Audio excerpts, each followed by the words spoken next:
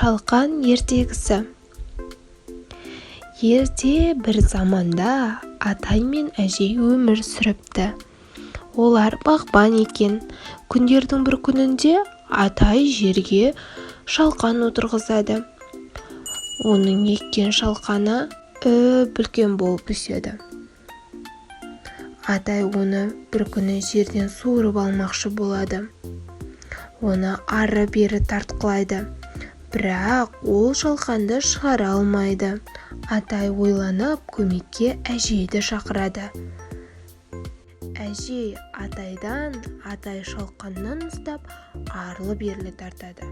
Бірақ тағы да орнынан қозғалта алмайды. Сол кезде әжей кішкентай немере қызын шақырады. Немересі әжейден, әжей атайдан, атай шалқаннан ұстап ары-бері тартқылайды.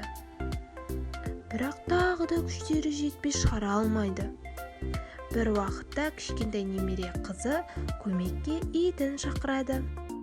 Ит кішкентай қыздың етегінен, немере қызы әжейден, әжей атайдан, атай шалқаннан ұстап ары-бері тартады. Бұл жолы да тағы да шалқанды шығара алмайды. Бұл жолы ит көмекке мысықты шақырады.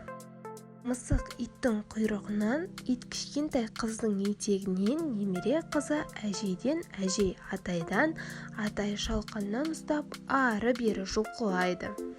Алайда шалқанды тағы да шығара алмайды. Сол кезде мысық тышқанды шақырады.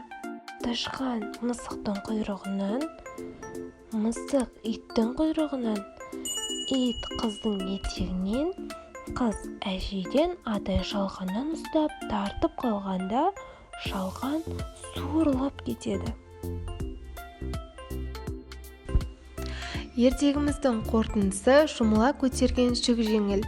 Балалар, адамдарға әрдайым көмектесіп жүруді ұмытпаңдар.